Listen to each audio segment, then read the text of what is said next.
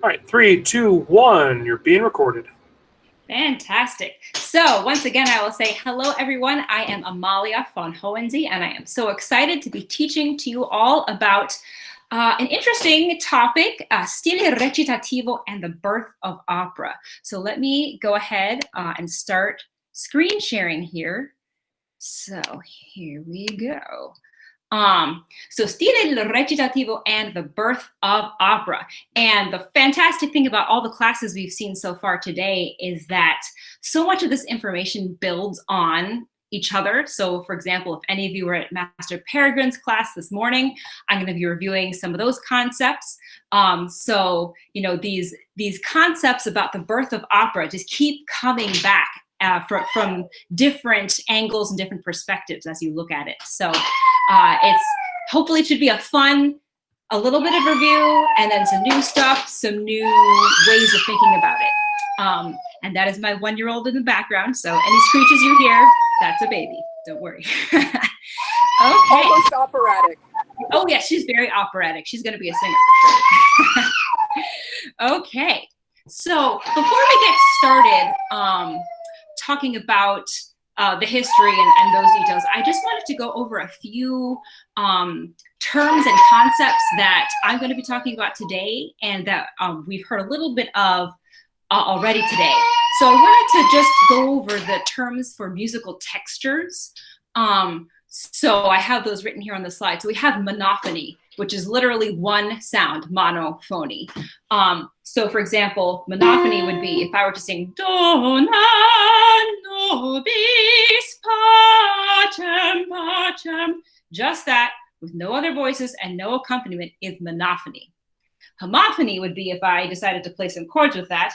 Dona nobis pacem pacem. So that's some basic homophony. It's a melody with an accompaniment. Now, polyphony, which is probably a word you've heard a number of times today, that is, if we were to sing Dona nobis pacem in a round, that would be an example of polyphony. Or, for example, a fugue, where you'll hear multiple melodies, but coming in at different times. So here's a little bit of what different kind of polyphony sounds like.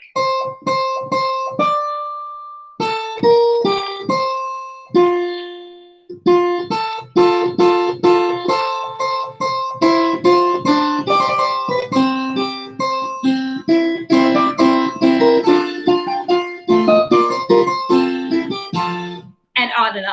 So you kind of get the idea that polyphony is this, it's a really interesting texture. It's very unique.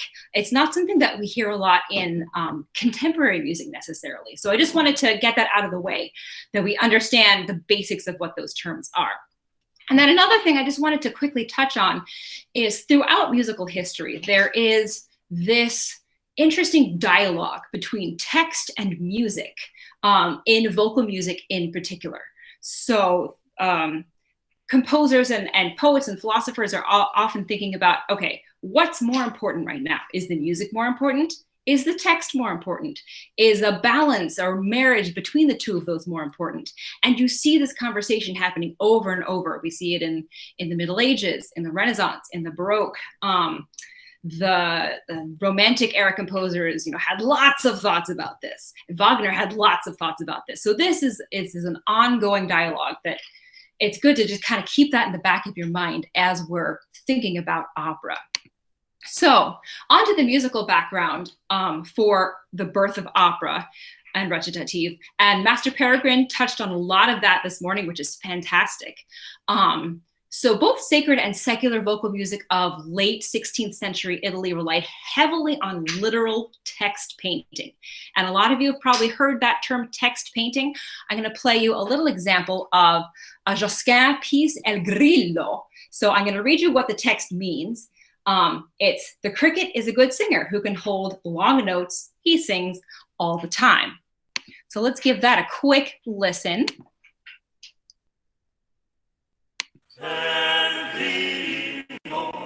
grillo al buon cantore che tiene lungo verso. Dale, beve, grillo, canta, dale, beve, grillo, canta. El grillo grilla buen cantor que Okay, so that hopefully that little bit gave you a better idea of text painting. So you'll notice, for example, when they said a cricket is a good singer who can hold long notes, they sang lungo verso for a long time. So that's what I mean by literal text painting.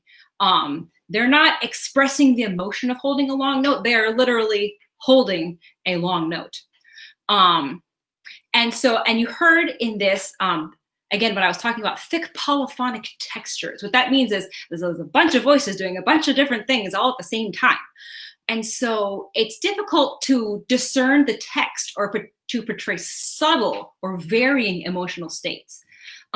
It's very pretty to listen to, but it's not, you are not entering the mindset of this cricket or learning about his character or anything like that.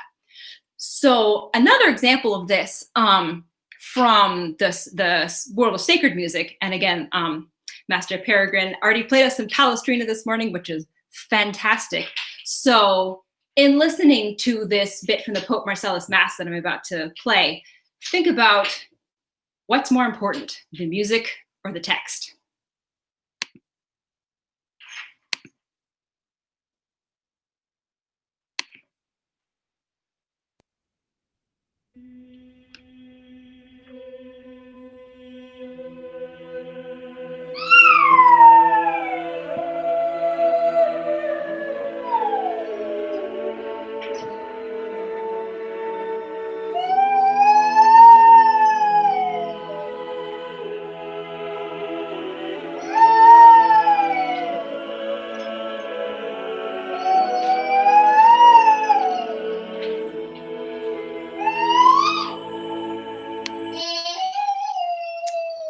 All right, you can hear my daughter singing along with that. So when you're thinking about, okay, what's more important, the music or the text? Does it really even matter what the text means in this case? They're singing Kyrie eleison, which is Lord have mercy. Are we being, is a feeling of mercy or pity being evoked by the singing? Not really, but it's very pretty. The concern is a different one in this case. So that's kind of the musical background to keep in mind. So now onto the philosophical background. And again, Master Peregrine touched on this, and I was so happy with his discussion about that. So if anyone missed that class, hopefully the recording will go up soon, and I highly encourage you to watch that. So just a quick philosophical background. Humanist philosophy became one of the major pillars of Renaissance thought as people began to rediscover ancient Greek art, literature, philosophy, etc. The list goes on. So Greek drama was of special interest for its use of rhetoric and music. So quick aside about rhetoric and music. These are two concepts from the Greek educational system, essentially. So we had the trivium, which was rhetoric, grammar, and logic. So that was basically how you learn to form a convincing argument. Rhetoric especially was the art of persuasive speech. So this was how to get an idea across and how to convince people that this is true. Whereas music was part of the quadrivium, which along with astronomy, geometry, and arithmetic.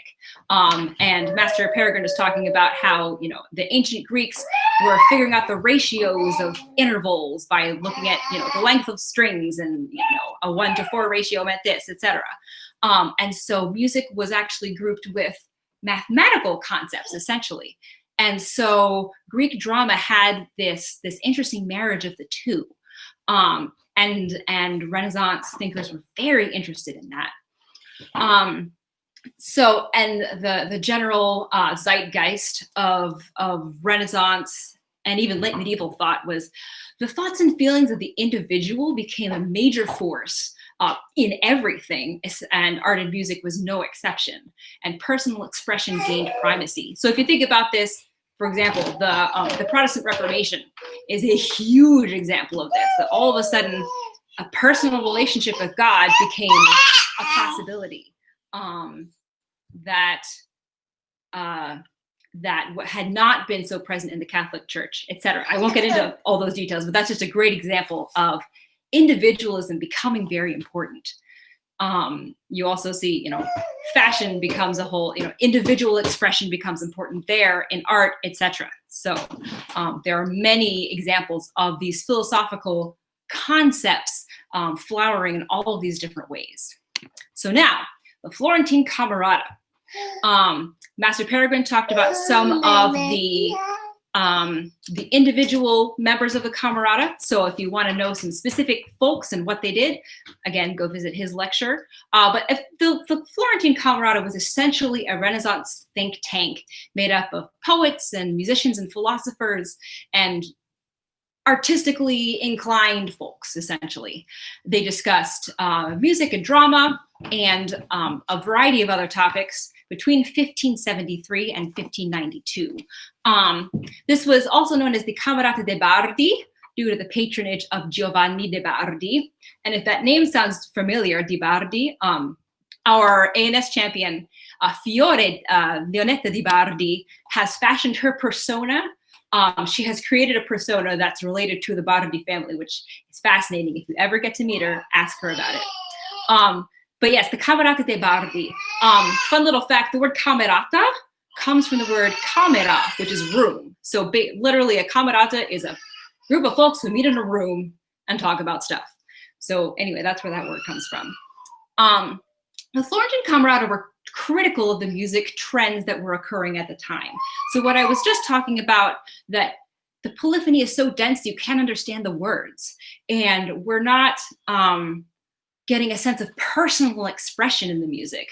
The Camerata found fault with that, and they were eager to recreate the ideals of Greek theater. So I like to think that they were the Scadians of their time, that they were looking back to antiquity and wanting to recreate that. And at the same time, they were also on the cutting edge of innovation in music as well. So they were fascinated by Greek theater, which posited that music had the power to change the hearts, minds, and souls of the listener. So again, we had that idea of rhetoric, that music is more than just something pretty. It is a powerful tool to change the very essence of a person. Okay, so now on to the musical theories of the Camerata. So they developed through their discussions some ideas about how music should occur. They determined that musical drama could only be conveyed effectively by a single voice accompanied by simple instrumentation. And this has become known as monody. And so that we're going back to the terms I was talking about just a few minutes ago. I talked about monophony and polyphony and homophony. And monody is kind of somewhere in between monophony and homophony. It's a voice is accompanied, but it's not a super melodic voice. And so we have this very unique principle, and we're going to listen to some of that in just a minute. Something that was very important to the Camerata was preserving the speech rhythm of the text. So the text becomes takes on a much more important role in this new style. This new style of vocal singing that emphasized the text is the beginnings of what we now call recitative. And I want to just note the pronunciation of that word. Some people say recitative, some people say recitative. Those are both correct. Professional musicians, you'll hear them both. And I will probably use them both interchangeably because I've heard them both so much. So they're both right. Don't let anyone tell you otherwise. The first opera composers were members of the Camerata, and they brought these ideas to life. Jacopo Peri's E Euridice, I believe, was the first one. And it's an interesting work, but it's not one that we perform a whole lot today. Whereas when we get into the works of Monteverdi, which is what we're going to be looking at in this class, we do perform his works today. And hopefully you'll begin to see why that his works have such a lasting power. So now let's take a look at some excerpts from Monteverdi's Orfeo. This is written in 1607. So we're going to listen to some of the monody, or the recitative, from that.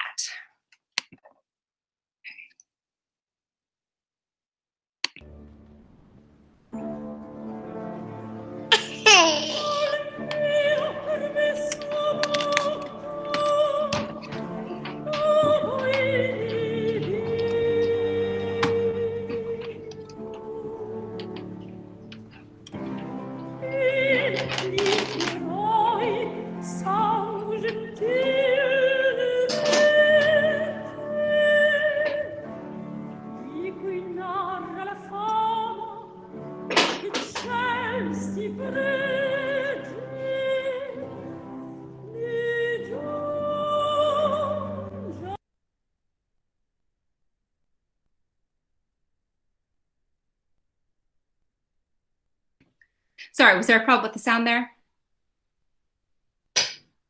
It was echoing, so I just muted you for a second. Oh, thank you. Okay, sorry about that. All right, let's try that one more time.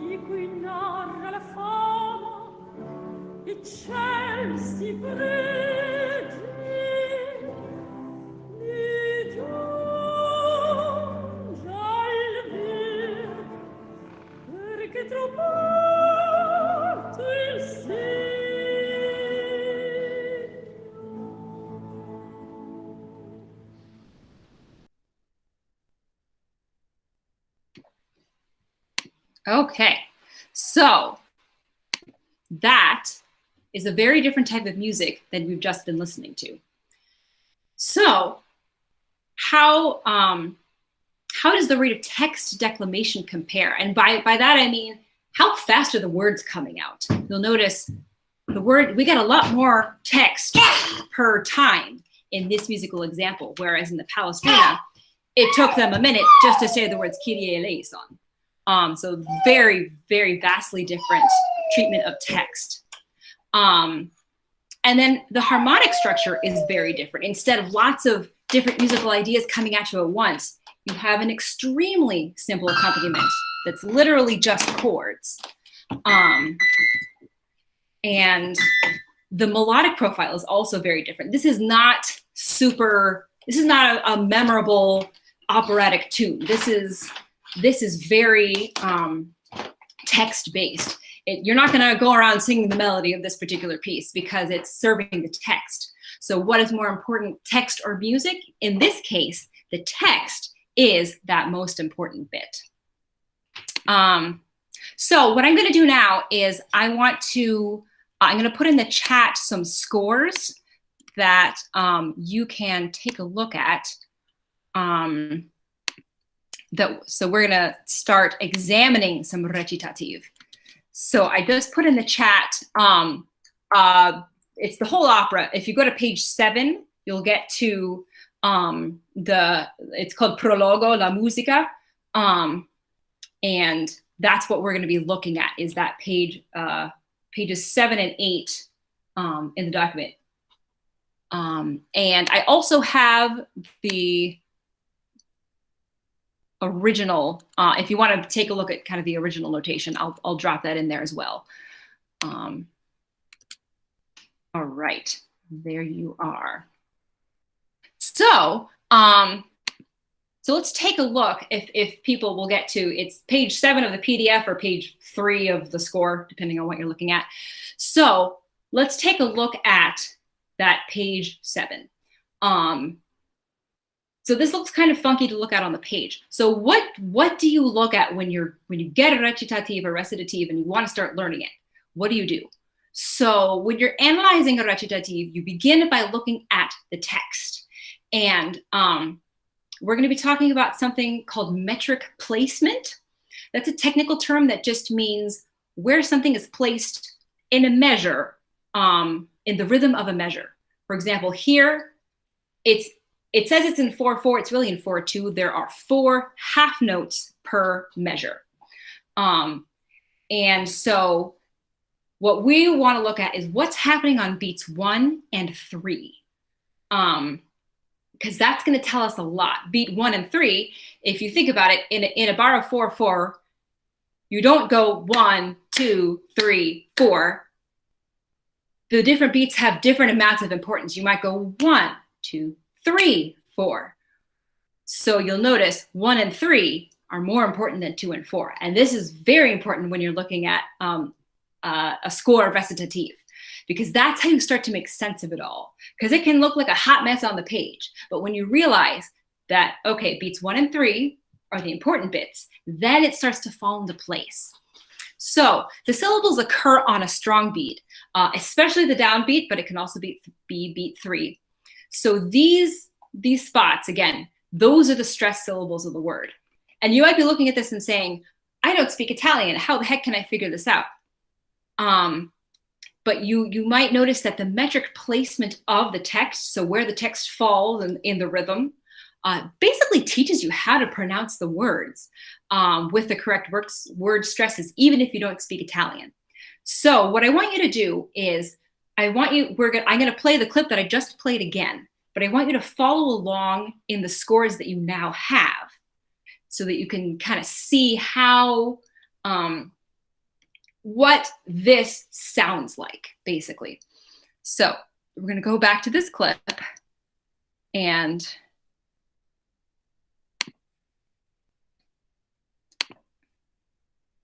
give that a quick.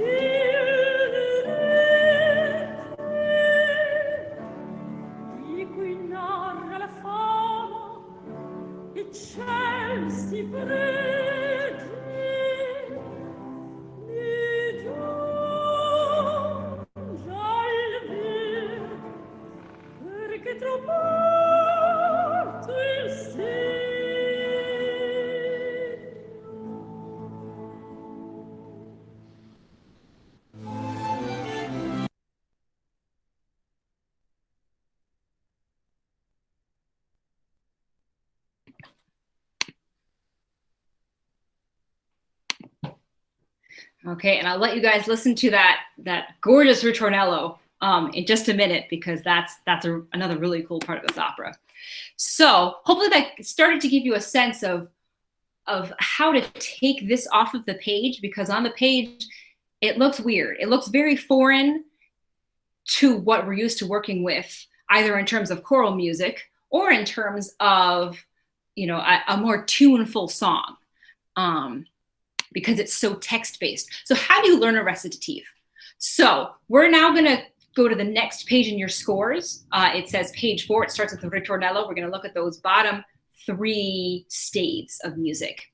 So you practice by first looking at the text and working on the text in rhythm.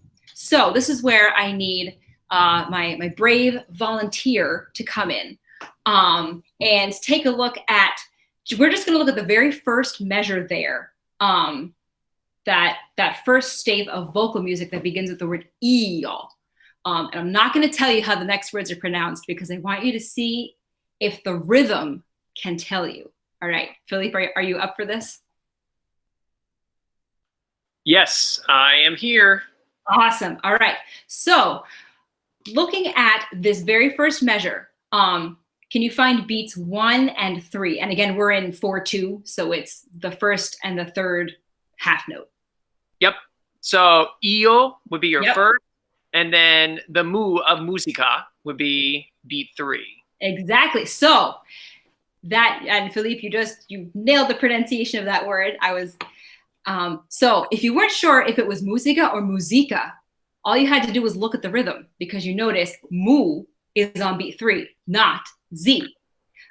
So Philippe, that was a beautiful illustration of what I was just getting at. So Philippe, looking at that first measure and the rhythm, do you want to try reading it approximately in the rhythm that's given there? Sure. I may actually sing it, so I think Go I've got for it. So we'll see. La musica son. Yeah, excellent. And did you hear how convincing his Italian sounded? That was fantastic. Yes. So this is a great way to start learning, is just to speak the text. Speaking it in rhythm. So for example, looking at the next measure, we have nothing on the first beat, on the downbeat, which shows you that, okay, I guess the thing that's on the third beat is really important. And so now we get into the meaning of the text. And this is also incredibly important when studying recitative. So I am now going to drop in the chat the translation to Orfeo. And if you go in this translation to, it's page 2 is the prologo, si la musica. We're going to look at the second little paragraph there. That's io la musica son. So it's saying, I am music. And kai dolci accenti, you'll notice of accenti is very long, because what does that word mean? It's sweet accents. And so it's luxuriating in the importance of music, essentially. So you can see how the metric placement, not only does it tell you how to express the text, it also tells you what words are important. So going on, let's take a look at, and Philippe, I'm not going to make you read this because it's a hot mess, but we're going to look at the second stave of vocal music, the one that has a bajillion short notes in it, because you look at that and you think, oh my gosh, that's terrifying. But all you have to do is break it up into where are the first beats, where is beat 1, beat 2, and beat 3. So if you look closely at that measure, you'll actually see the bit that's on the second stave is only beats 1 and 2. Beat 3 is the beginning of the third stave. So it's a super long measure. Now, what does that text mean? Why did Monteverdi suddenly go from io la musica son to et ordido bilire tor d'amore pos super fast? Because those words, so io la musica son, I am music who in sweet accents can make peaceful every troubled heart. So that was that very peaceful bit that you heard. Then ed ore nobilire is, and so with noble anger and with love can I inflame the coldest minds. And so Monteverdi is expressing that emotion of anger with the speed of the text. So he's really getting a lot of bang for his buck out of this little bit of recitative. So back to the steps of learning recitative. So once you've kind of spoken through the text, the next thing is to speak it in the rhythm. And notice how similar this feels to speaking the text alone. If you're not comfortable with Italian, I might actually start by figuring out the rhythm of the text, because that will show you the word stresses. And then all of a sudden your Italian is going to sound much more authentic, because you're getting those word stresses right. So once you can speak the text in rhythm, almost like it's the monologue, like a monologue in a play, then you can add the notes. And you'll notice that, again, it feels very natural to add the notes, because the notes have been structured around the way that the language is spoken. I've mentioned this a little bit before, but so it's not super melodic, like you're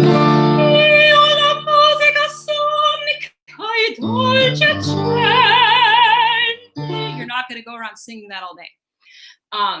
But it reflects the inflections of the language very successfully. Another thing to notice is, along with the metric placement, beats 1 and 3, the chords tend to change on important words and syllables also. So the music actually gives you a lot of tools for interpreting itself once you are able to understand what those tools are. Okay. So, and now I just have a couple slides of the score that you already have. So moving on, sorry, and that's just the translation. So now putting recitative in the context of what comes after it, essentially. So stile recitativo is a very unique genre of music, and a very unique kind of music. If you were to try to listen to a 2-hour opera that's just stile recitativo, that would be very hard to listen to. I mean, to me, that would be akin to, you know, a 12-tone opera, which they exist, but they're challenging. But Monteverdi knows a thing or two, and he knows not to write an entire opera of just stile recitativo. So he alternates sections of recitative with instrumental bits and choral bits and ballets and, you know, all sorts of other genres of music, essentially, so that we have this, so the pacing is continually changing and it continues to keep you engaged through the entire show. So recitative serves to progress the plot, since a lot of text can be covered very quickly. So I want to play you then what comes after the recitative that we just heard.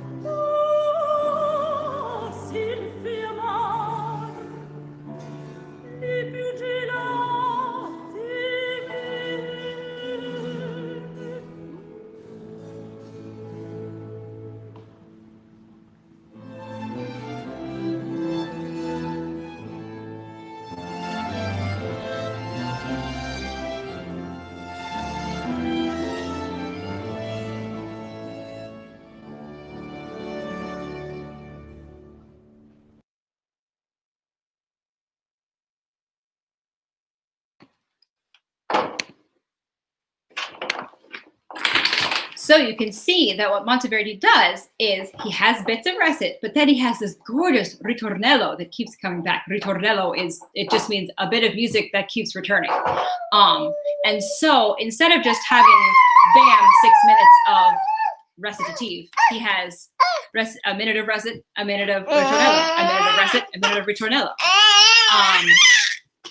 So it in addition to being expressive, it gives your ear a break.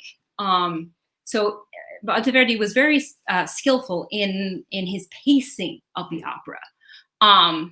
And so as opera evolves, just quickly to discuss a few post-period things, because those of you, for example, if anyone's ever heard Handel's Messiah, which I'm sure many of you probably have, you'll notice that we have, in addition to the choruses, we have recitatives and arias. So aria becomes the counterpart to recitative.